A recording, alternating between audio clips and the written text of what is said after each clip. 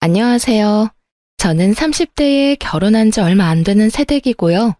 남편과 저는 친구의 결혼식에서 우연히 만난 사이예요. 사실 제가 더 몸이 달았었죠. 그때 저와 사선 방향에 앉아있던 사람이었어요. 분위기가 참 특이했죠. 뭐랄까, 약간은 그늘진 것 같으면서도 알 수 없게 신비한 듯한 그런 인상의 남자였어요. 그 사람에게서 눈길을 뗄 수가 없더라니까요. 친구의 친구 몇 다리를 건너서 그 사람이 뭘 하는 사람이며 그 사람의 연락처까지 알 수 있었죠. 알고 보니 그 사람은 명문대를 나와서 현재 공무원 5급 공채 시험을 준비 중인 사람이더라고요.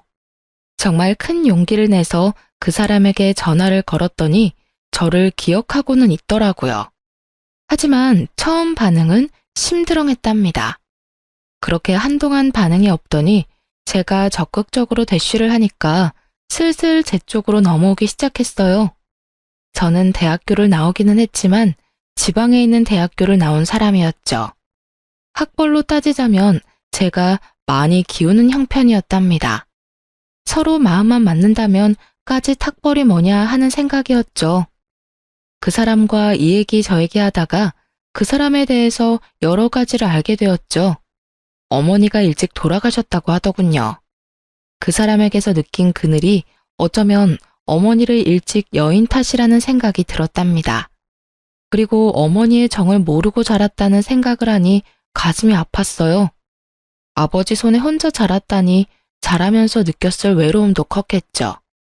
한 1년 정도 만나다가 드디어 결혼 이야기가 나오기 시작했죠. 시아버지 될 사람이 반대했다는 얘기를 들을 수 있었어요. 아들처럼 좋은 대학교를 나온 머리 좋은 며느리를 기대하셨다나요? 그렇지만 예비 남편이 아버지를 설득하고 또 설득해서 승낙을 받아냈죠. 시어머니가 안 계시는 바람에 결혼 준비 과정에서 친정엄마가 많이 곤란해하셨어요. 엄마한테 바깥 사돈 될 사람이니 사실 얼마나 어려웠겠어요. 그런데 예비 시부는 몰라서 그러는지 일부러 그러는지 제게 줄 예물도 대충, 예복도 대충, 저한테 줄 것은 모두 대충 해주었답니다. 좁쌀만한 다이아 반지도 간신히 해주었고 웨딩드레스를 벗고 입을 예복도 기성복 중에서도 싸구려를 선택하더라고요. 한복도 간신히 한 벌을 해주는데 싸 보이기 이를 데 없는 동네 한복집에서 한 벌 해주더군요. 친정엄마가 분통을 터뜨리셨죠. 왜 이런 집안에 시집을 가야 하냐고 말이죠. 거기다가 사실 공채 시험이라는 것이 워낙 어려운 시험이다 보니 미래가 불확실한 상태잖아요. 그것도 친정엄마에게는 마음에 들지 않았을 거예요. 하지만 그때 저는 남편만 제 편이면 된다고 생각했어요. 평생 시부 모시며 살 것도 아니니까요. 그렇게 결혼을 하게 되었고 신혼집도 간신히 방 2칸인 변두리 아파트에서 시작했어요. 그것도 우리 집에서 집값을 많이 치르고 들어간 집이었죠. 그러고도 시아버지는 제게 별 미안해하는 기색도 없었고 오히려 저 같은 사람이 귀한 남편 만난 걸 고마워해야 한다더라고요. 솔직히 그때까진 그래, 다른 집들 악독한 시어머니 있는 것보다야 시아버지 한 분만 날 힘들게 하는 게 차라리 낫다 싶었어요. 그런데 결혼 생활은 제 생각보다 훨씬 더 험난했어요. 시아버지가 예상 밖의 것들을 관여하기 시작했거든요. 일단 시부는 전형적인 가부장적 인간이었습니다. 준영이가 공부 중이니 안사람하고 같이 있는 것은 좋지 않다. 너는 집에 와 있으려무나. 그리고 며칠에 한 번 가서 반찬이나 빨래나 해주고 오면 된다. 난데없는 시아버지의 별거 명령이 떨어졌죠. 결혼한 지 얼마 되지도 않은 사람한테 떨어져 살라뇨. 그것도 친정에 가 있으라는 것도 아니고 시아버지 혼자 있는 집에 가서 시집살이를 하면서 마치 파출부처럼 가서 반찬이나 해주고 빨래나 해주라니 정말 황당했어요. 아버님, 저희 결혼한 지 1년도 안 됐어요.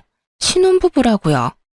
아무리 시험 공부 중이라지만 어떻게 이렇게 별거를 하라고 하시는 거예요? 무조건 혼자 있다고 공부가 잘 되는 건 아니죠. 그러면 왜 결혼 허락하신 거예요? 차라리 시험에 붙고 결혼하라고 하셨어야죠. 제가 시집으로 들어갈 기미가 보이지 않자 결국 시아버지는 남편을 데리고 집으로 들어가 버리셨어요. 가잔다고 따라간 남편 또한 한심하다는 생각이 들더군요. 남편과 시아버지 둘 다 들으라고 가서 또박또박 제 의견을 말했어요. 아버님, 시험 공부 중요한 거 저도 알아요. 하지만 주변 상황이 정리되어야 시험 공부도 잘 되는 거잖아요. 제가 집에 혼자 있으니 이 사람 마음이 아무래도 편하지 않을 거고, 또 아버님이 귀한 아들 내조하실 거 아니잖아요. 오히려 준영 씨가 아버님 뒷바라지를 하게 될 것 같은데요. 저하고 있을 때보다 따로 있는 게 더 시험 공부에 지장을 주게 되는 거죠. 그런데 다음 순간에 정말 상황에 어울리지 않는 생뚱맞은 소리가 들려왔어요. 무언가 깨지는 소리가 날카롭게 공기를 찢었죠. 시아버지가 제가 하는 말을 버릇없는 말대꾸라고 생각했고 그 분을 이기지 못해서 사기 재질로 되어 있는 잿더리를 벽에다 던진 것이었어요. 잿더리가 산산조각이 나서 사방에 흩어졌죠.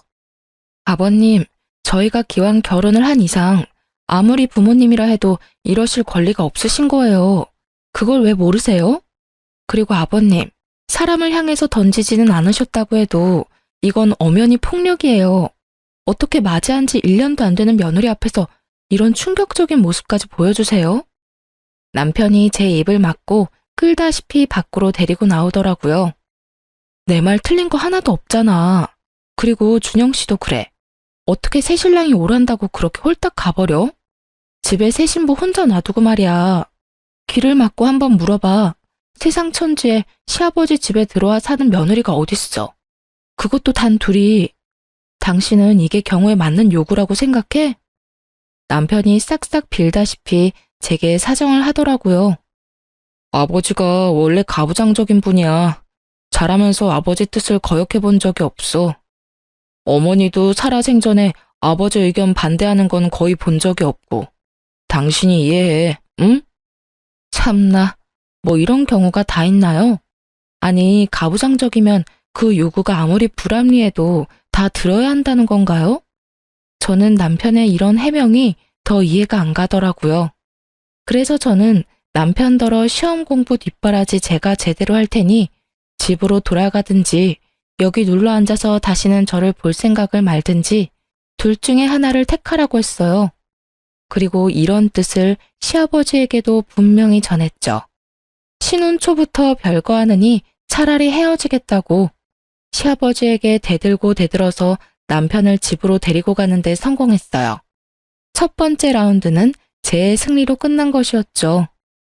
가면서 시아버지한테 본의 아니게 말대꾸를 하게 되어서 죄송하지만 이렇게 하는 것이 순리이니 아버님께서 이해해 주시길 바란다고 진심을 담아 말했어요. 시아버지가 아무 말도 못하더군요. 제 성격이 원래 이렇게 도리가 아니거나 좀 불이한 것을 보면 못 견디는 성격이거든요. 이런 제 성격과 시아버지의 가부장적인 성격이 충돌해서 시아버지와 저 사이에 대립은 자주 일어났죠. 거기다가 자식에 대한 긍지가 너무 지나친 사람이었어요. 저희 집에 자주 와서 둘러보고는 이건 이래라 저건 저래라 하는데 이건 뭐 시어머니보다 더하더라고요. 시아버지 시집살이가 더 맵다라는 말이 떠오를 수밖에 없었죠. 반찬이 이게 뭐냐? 네 남편이 무슨 소냐? 불밭이 따로 없구나. 이래가지고 체력이 필요한 시험 공부를 제대로 할 수나 있겠니? 우리 집 반찬까지 가지고 트집을 잡는 것이었죠. 사실 지금 상황에 제가 작은 회사에 다니면서 버는 돈으로만 두 식구가 살림을 하고 있는 중이었어요. 그다지 넉넉할 리가 없었죠.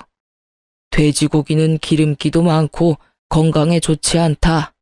공부하느라고 앉아있는 애한테 먹일 만한 음식이 아니야. 고기를 먹이더라도 소고기를 먹여라. 하루에 한 끼는 소고기로 단백질 섭취를 시켜줘야 해. 소고기 좋은 거 누가 모르냐고요. 하지만 당신 아들이 아직 수험생인데 무슨 돈으로 하루에 한 번을 꼭 소고기를 먹일 수가 있겠어요? 솔직히 가장이 수험생인 것도 감당하기 힘든데 저 나름대로 식재료를 신경 써서 식사 준비를 했단 말이죠. 수중에 있는 돈을 고려해서 건강한 식재료 찾는 게 어디 쉬운 일인가요? 그런 일에까지 참견하는 시아버지가 참 경우 없다 싶더군요. 이렇게 시아버지와 제가 사사건건 대립하던 중 드디어 남편이 시험에 합격했어요. 정말 눈물이 날 만큼 기뻤답니다. 시아버지도 뛸 듯이 기뻐했죠. 시아버지가 그렇게 기뻐하는 모습을 보니 같이 좋은 게 아니라 수험생 시절에도 그렇게 아들 하나 가지고 유세를 떨더니 이제는 더 심해지겠구나 싶은 생각이 자꾸 들어서 마냥 좋아할 수만은 없겠더라고요. 어쨌든 남편이 연수를 마치고 발령을 받아 꽤 많은 연봉을 받게 되었죠. 이제는 제가 버는 적은 돈을 가지고 이리저리 머리를 써서 쪼개 쓰지 않아도 된다는 생각을 하니 흐뭇했답니다. 친정엄마도 정말 좋아해 주셨어요. 그런데 기쁜 것도 잠시 또 시아버지가 제 화를 돋우는 요구를 하더라고요. 네 남편의 오늘날이 있기까지는 내가 키우면서 제대로 교육을 시켰기 때문이야. 그러니 네 남편이 버는 돈은 모두 나한테 보내라. 내가 알아서 적금도 부어주고 내 생활비도 쓰고 할 테니 말이다. 네 남편이 번 돈은 내가 관리하겠다는 말이다. 알아들었겠지? 아니, 마누라가 시퍼렇게 눈을 뜨고 살아있는데 왜 시아버지가 남편의 월급을 관리한단 말인가요? 아버님, 그러면 이 사람이 시험에 합격해서 돈을 많이 버는데도 여전히 제가 이 사람 먹여 살려야 한다는 말이에요? 저 그동안 할 만큼 했어요. 당연히 결혼을 했으면 자기 가정은 자기 힘으로 꾸려나가야죠. 이제 충분히 그럴 능력도 되고요. 너 같은 처지에 네 남편 같은 사람을 만났으면 그걸로 고마운 것을 알아야지. 같이 살아주는 것만 해도 고마운 일이란 말이다. 그거 말고 뭘 더 네 남편한테 바라는 거냐? 평생을 키운 나하고 이제 겨우 2년 남짓 뒷바라지한 너하고 설마 비교를 하겠다는 것은 아니겠지? 정말 할 말을 잃겠더라고요. 듣는데 혈압이 오르는 건 둘째치고 세상에 이런 부모님도 다 있구나 싶었어요. 궤변도 이런 궤변이 없겠더라고요. 아버님, 제가 2년밖에 뒷바라지 하지 않았지만 이 사람과 저는 함께 새 가정을 꾸렸어요. 죄송하지만 아버님은 저희를 응원해 주셔야죠. 이 가정에 아버님이 여전히 속해 있다는 생각은 버리셔야죠. 안 그런가요? 또 불같이 화를 내더라고요. 뭔가 손에 잡히면 또 집어던질 기세였어요. 제가 고분고분 말을 듣지 않으니까 아들과 직접 이야기하겠다고 하는 거였죠. 결론이 나지 않는 시아버지와 저의 대립. 정말 생각하면 생각할수록 골치가 지끈거리더라고요. 오죽하면 온라인 게시판에 글을 다 썼다니까요. 시아버지 시집살이 혹시 경험하신 분 계시나요? 시아버지가 남편을 평생 교육시켰으니 벌어오는 돈은 다 시아버지한테 가지고 오라는데 이게 말이 되는 건가요? 게시판에 댓글이 주르르 달렸어요. 당연히 다 말이 안 된다는 거였죠. 다만 특별히 하는 일이 없다면 생활비는 드릴 수 있겠지만 결혼한 아들의 수입 관리를 아버지가 다 한다는 것에는 모두들 기가 막혀 하더라고요. 이런 굵직굵직한 싸움거리뿐만 아니라 제 신경을 긁는 사소한 요구도 많았죠. 일주일에 2번은 집에 와서 저녁을 차려라. 언제 친구들이 집에 오기로 했으니 와서 술상을 차려라. 그것도 하루 이틀 시간도 주지 않고 직전에 연락해서는 제게 명령조로 말하더라고요. 남편과 또 말싸움이 벌어지고 말았죠. 아버님 혼자 계시고 큰 수입이 있는 것도 아니니까 생활비는 드릴 수 있지. 그치만 당신 월급 전부를 관리하겠다는 건 절대 안 되는 말이지. 내가 걱정돼서 미리 말하는 거지만 몰래 몽땅 아버지한테 갖다 드리기만 해봐. 진짜 가만 못 있으니까. 제발 날 이상한 사람으로 만들지 말고 당신도 제대로 된 의견을 좀 보여봐. 아버님도 당신이 가만히 있으니까 더 당당하게 요구하잖아. 결국 친정엄마한테까지 얘기를 했죠. 친정엄마가 남편한테 따로 전화를 했고 제 입장과 같은 말을 하셨어요. 처가에서까지 이런 식으로 나오다 보니 남편도 아버지 의견을 반영해 생활비를 좀 많이 챙겨드리는 걸로 결정했죠.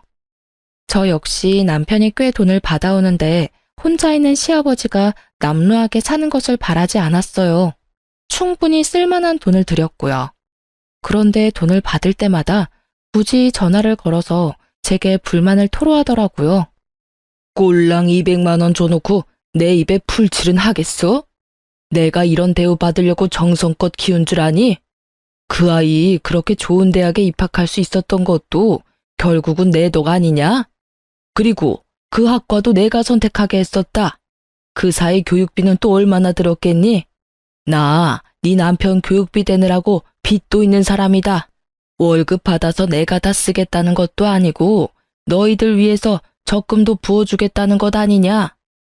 그렇게 따지면 세상 자식들이 모두 결혼해서도 버는 돈 다 자기 집에 갖다 주어야 해요, 아버님. 자식 키우면서 교육비 안 드리는 부모도 있어요? 그건 당연 부모들이 다 하는 일이죠. 저도 아이 낳으면 그렇게 할 거고요. 그런데 왜 아버님만 하신 것처럼 말씀하세요? 키움값 받으시는 건 알겠는데 그러니 넉넉하게 챙겨드리잖아요. 볼 때마다 시아버지 얼굴에 불만이 다닥다닥 붙어 있었어요. 그래도 생활비 많이 주니 넘어간 줄 알았는데 제 착각이었던 거죠. 내 친구들을 보니까 요즘 내 나이대에 많이 타는 튼튼한 차를 굴리고 있더구나. 나는 지금까지 차도 없이 지내왔다. 그런데 내 아들이 이제 나 차 사줄 돈은 충분히 버니까 차 한 대는 내 명의로 만들어 놔라. 이것까지 설마 안 된다는 말은 안 하겠지? 사실 우리 집에도 차가 있기는 했어요. 제가 결혼 전부터 타는 차였어요. 그걸 좀 바꿔야겠다는 생각을 하고 있던 중이었답니다. 이미 하던 일에서 퇴임을 하시고 왔다 갔다 하는 범위가 정해져 있는 시아버지한테 그런 좋은 차가 왜 필요한지 모르겠더군요. 사실 우리 차를 바꿔서 저는 이제 그만 타고 남편이 끌고 다니게 하려고 했었거든요. 시아버지한테 이런 뜻을 전했죠. 그랬더니 뭐라는 줄 아세요? 생활비도 많이 안 주는데 자기 차는 꼭 새 걸로 사달라며 우리가 사려고 했던 새 차에 대한 할부값은 꼭 제 월급에서만 해결하라고 강조하더라고요. 남편에게 혹시나 시아버지 차 사는 일에 단 한 푼이라도 더 갔다가는 이번에는 정말 이혼이라고 으름장을 놓고 말았네요. 그런데 이 파파보이가 결국 아버지 고집을 꺾지 못하고 기어코 할부로 차를 샀던 모양이에요.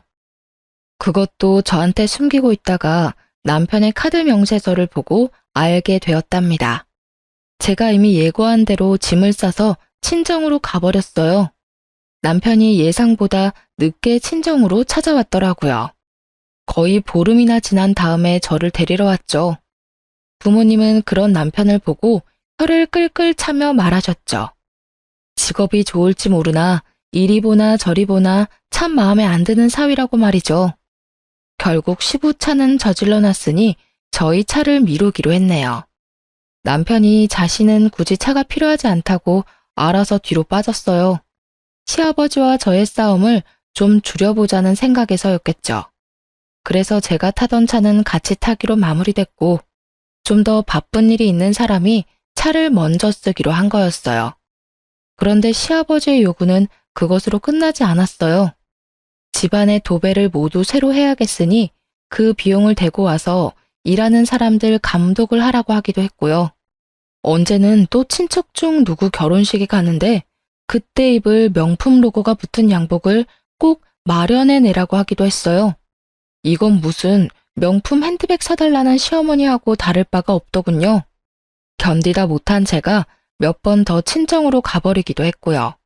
그럴 때마다 남편이 와서 빌어서 간신히 저를 데리고 가곤 했죠. 아무튼 그렇게 시아버지는 제 생활 최대의 스트레스였답니다. 결혼 전에는 시어머니가 안 계시다기에 시집살이에 대한 스트레스는 없을 것이라고 생각했었어요. 며느리 사랑은 시아버지라고 하잖아요. 우리 집에서 그런 말은 절대 해당 사항이 없었죠. 그러던 어느 날 제 퇴근길이었답니다. 그날은 거래처에 여기저기 다닐 일이 있어서 제가 차를 가지고 나온 날이었어요. 집으로 돌아가는데 옆에 아주 익숙한 차가 한 대 서 있더라고요. 바로 시아버지 차였어요. 제 스트레스의 주범인 시아버지였지만 길거리에서 우연히 보니 어쨌든 가족이라고 반갑기는 하더라고요. 그래서 차창을 내리고 아는 척을 하려고 하는 순간 조수석에 타고 있는 사람을 보게 되었답니다. 제 또래 정도밖에 안 되는 젊은 여자였어요. 시아버지가 운전을 하면서도 하도 다정하게 얘기 중이었기에 저는 도로 차창을 올리고 말았죠. 하지만 궁금하기는 하더라고요. 시아버지는 그 여자와 뭔가 긴히 이야기를 하는 것 같았고, 그래서 슬쩍 따라가기가 쉬웠어요. 차가 시내를 관통해서 미사리 쪽으로 가더니 한 분위기 있어 보이는 카페로 들어가더군요. 저도 최대한 먼 곳에 차를 대고는 몰래 따라 들어가 보았어요. 들킬까봐 테이블에 앉지는 못하고 문 밖에서 두 사람을 지켜보았죠. 이야기가 정말 긴한 이야기인지 제가 여러 번 빼꼼히 카페 문을 열고 들여다보는데도 얘기하는 것에 여념이 없더라고요. 얼굴이 꽤 예쁜 편인 여자였어요.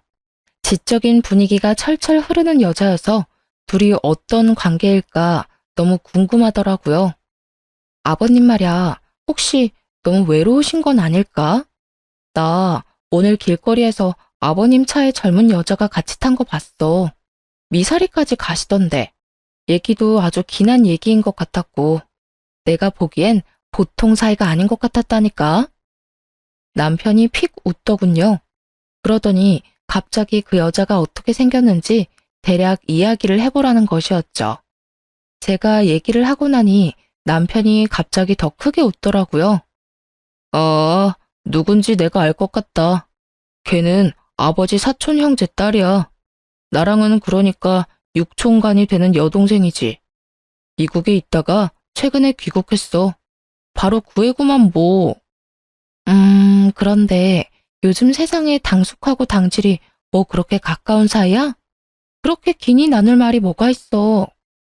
아무튼 여자의 정체가 제가 생각하던 그런 것은 아닌 모양이었어요. 그런데 그 여자는 그 이후에도 시아버지 옆에서 자주 눈에 띄게 보이더라고요. 심지어 시집에서 그 여자를 본 적도 있었죠. 요즘 세상에 당숙과 당질이 뭘 그렇게 자주 만날 일이 있냐고 남편에게 다시 물었어요. 아, 그건 걔가 한국에 들어와서 사업 하나를 구상하고 있나 봐. 커피 전문점을 하나 열고 싶어 한대. 그런데 아버지는 이미 돌아가셨고 사실 의논할 사람이 우리 아버지밖에 없나 봐. 아버지가 젊은 시절에 걔네 아버지 되는 당숙한테 신세진 적도 있었고 최근에 귀국해서 한국 물정을 잘 모르기도 해서 도와줘야 되거든. 뭐 그런 사정이라니 그런가 보다 했어요. 그러니까 저한테 육촌 시누이가 되는 사람이었죠. 남편보다 손 아래라고 했어요.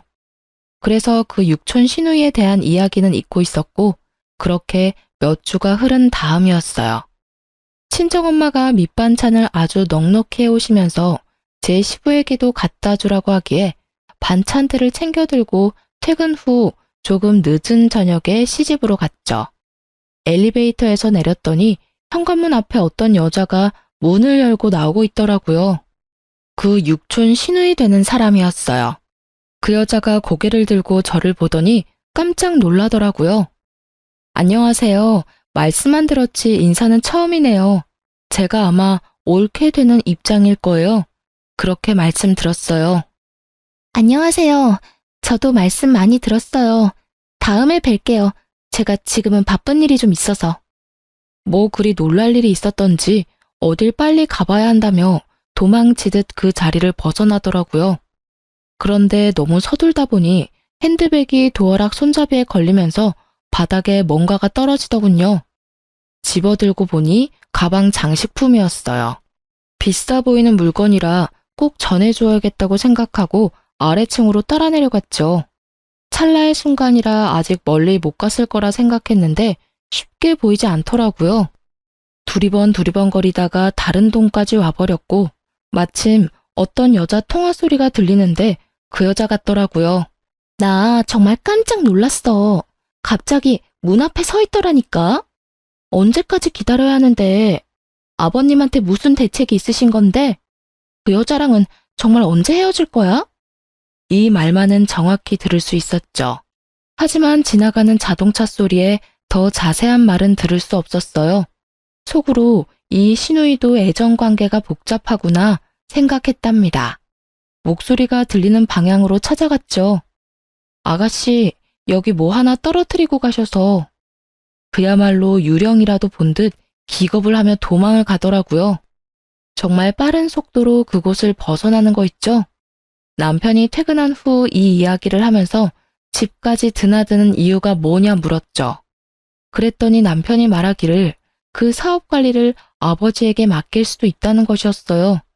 커피 전문점이라면 젊은 사람들의 감각이 필요한 일이었기에 좀 의외라는 생각이 들긴 했지만 그거야 뭐 본인들이 알아서 할 일이니까요.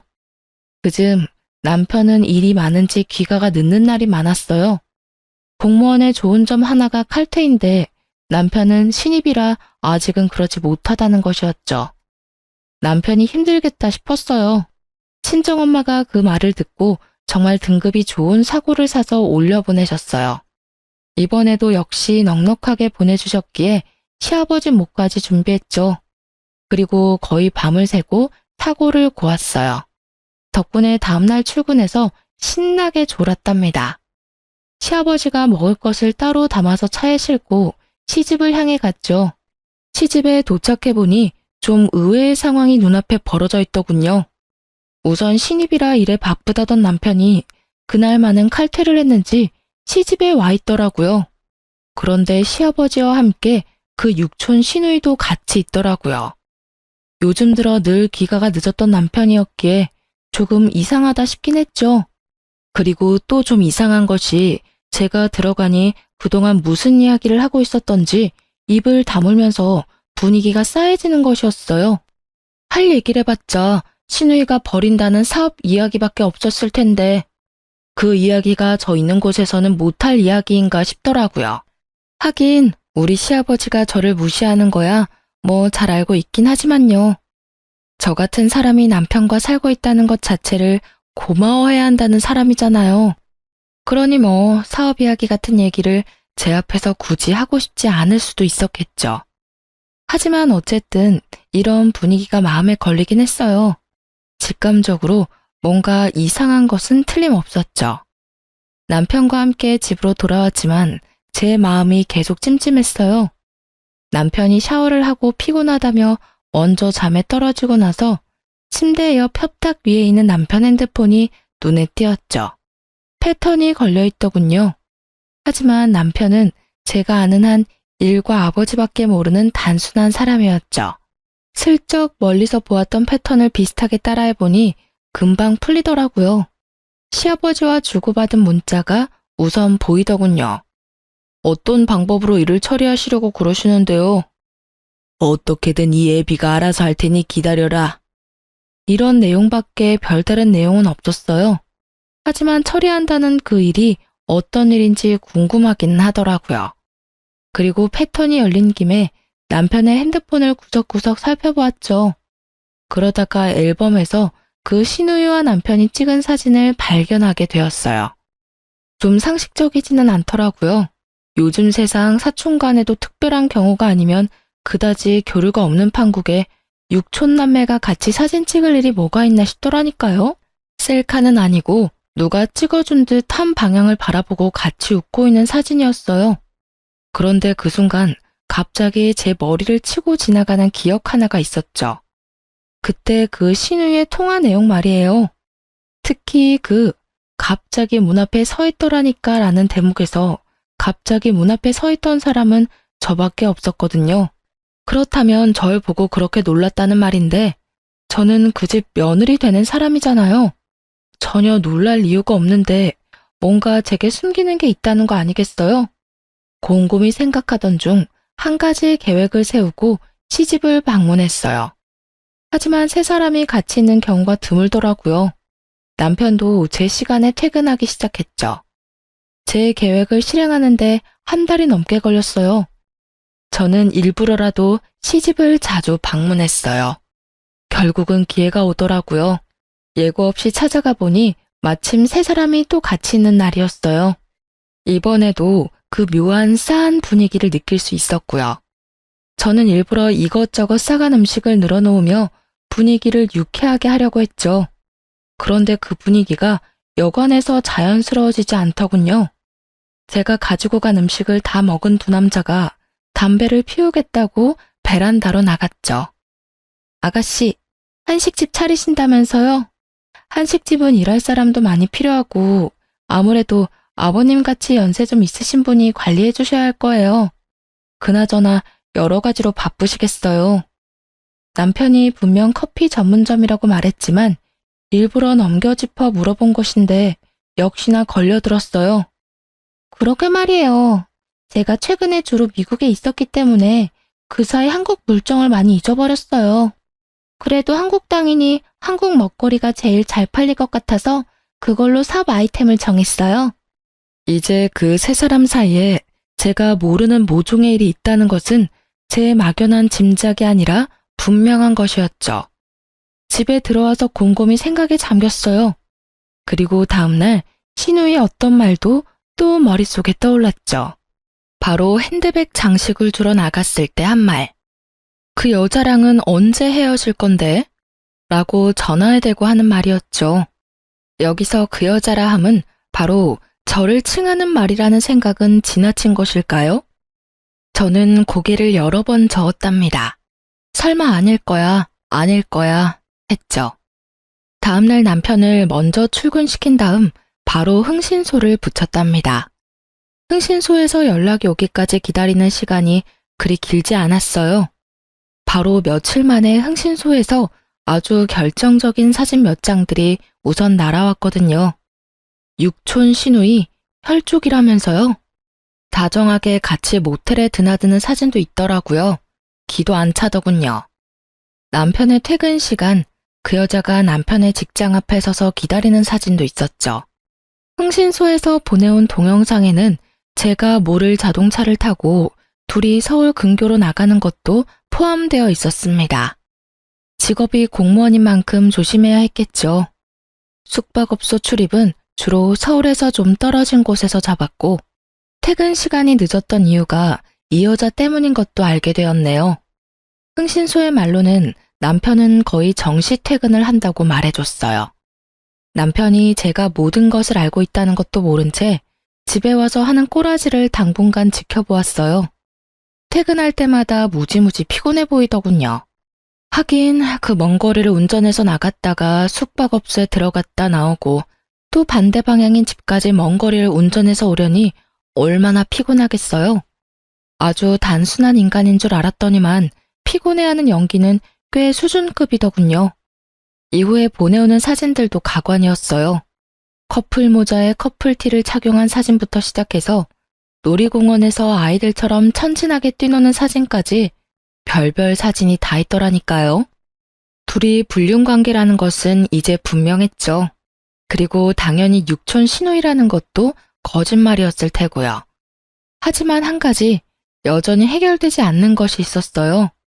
바로 시아버지가 이 일에 어떻게 관련되어 있는지를 모르겠더라고요. 하지만 한 가지만 분명하잖아요. 적어도 시아버지가 둘의 관계를 미리 알고 있었거나 알고 난 후에 묵인했다는 것이었죠. 모든 증거를 확보하고 남편에게 직접 물었습니다.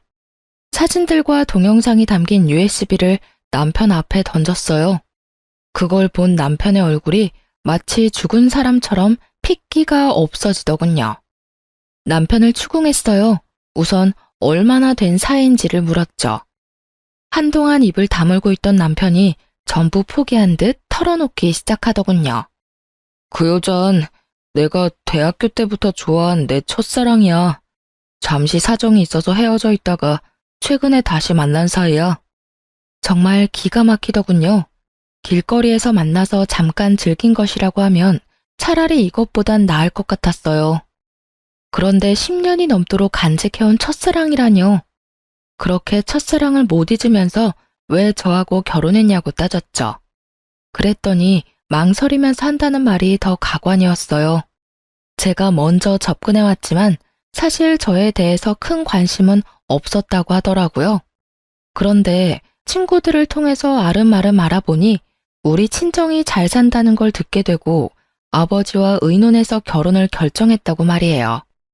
친정이 잘 사니 수험 생활이 끝날 때까지 편하게 지낼 수 있을 것이라고 생각했다면서요.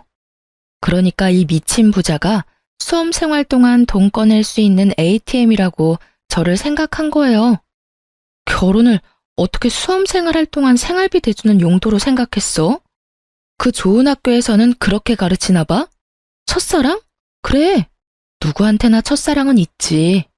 그렇게 첫사랑이 소중했다면 어떤 이유로든 다른 여자와 사귀거나 결혼했으면 안 되는 일 아니었을까? 당신의 첫사랑이라는 그 여자도 당신이 시험에 붙을 때까지 생활비 대줄 용도로 다른 여자와 사는 걸 알고 있는 거고, 사랑하는 사람이면 서로 힘들어도 같이 살면 되지. 그깟 돈 때문에 좋아하지도 않는 여자를 옆에 두고 산다고? 웃기지 마. 수험생활 뒷바라지 하는 게 힘들어서 그 여자는 널 찬 거야. 딱 보면 나오잖아.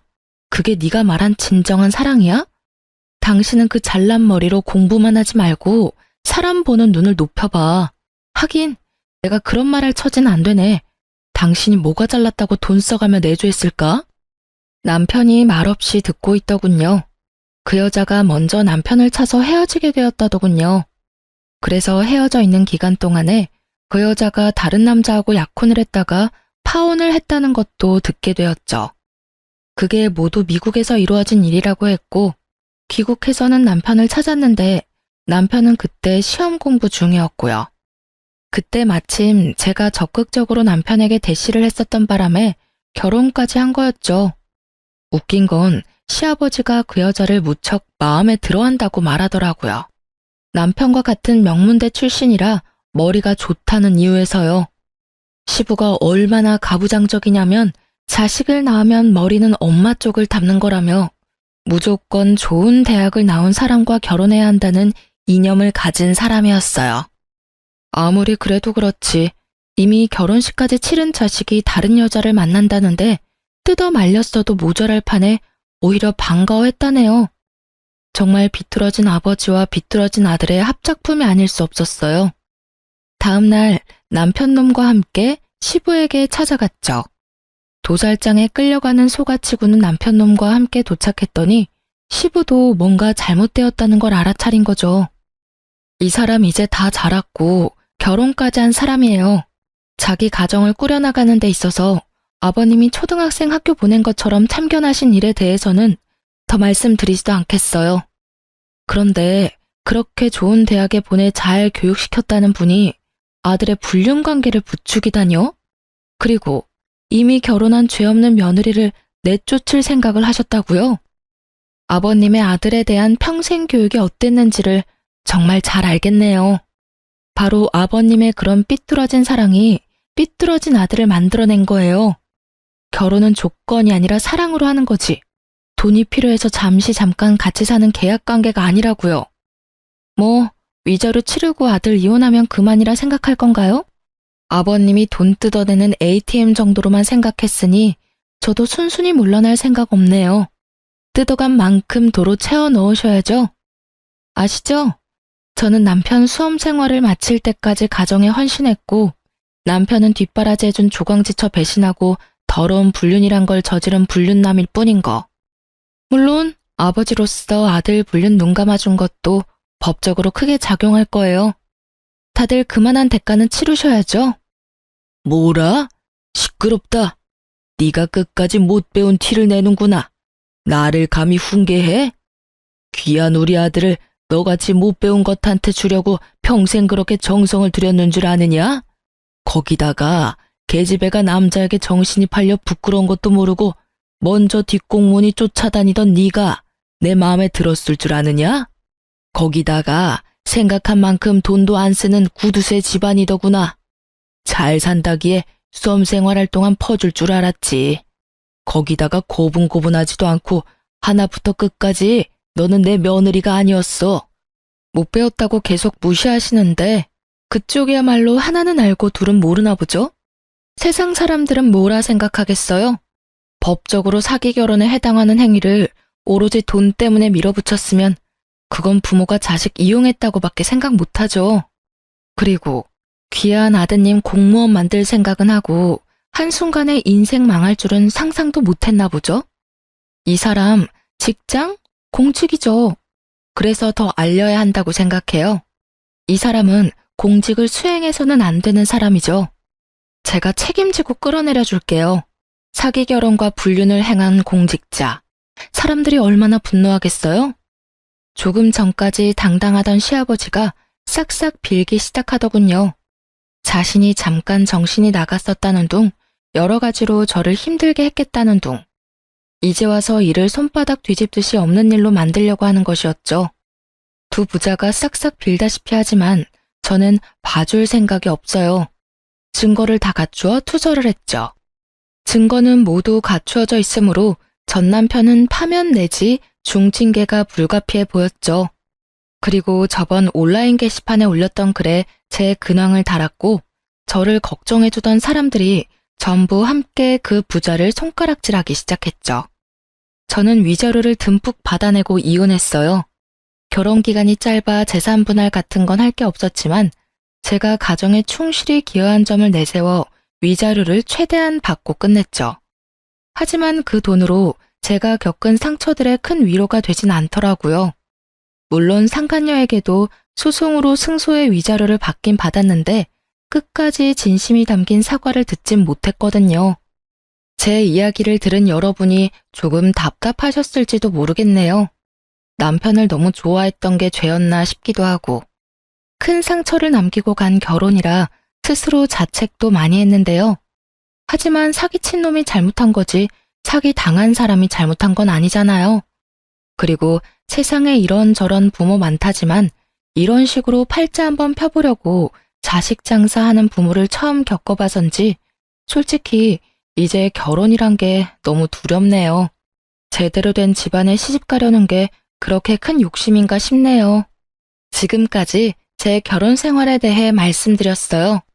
짧게나마 많은 위로와 응원 부탁드립니다. 감사합니다.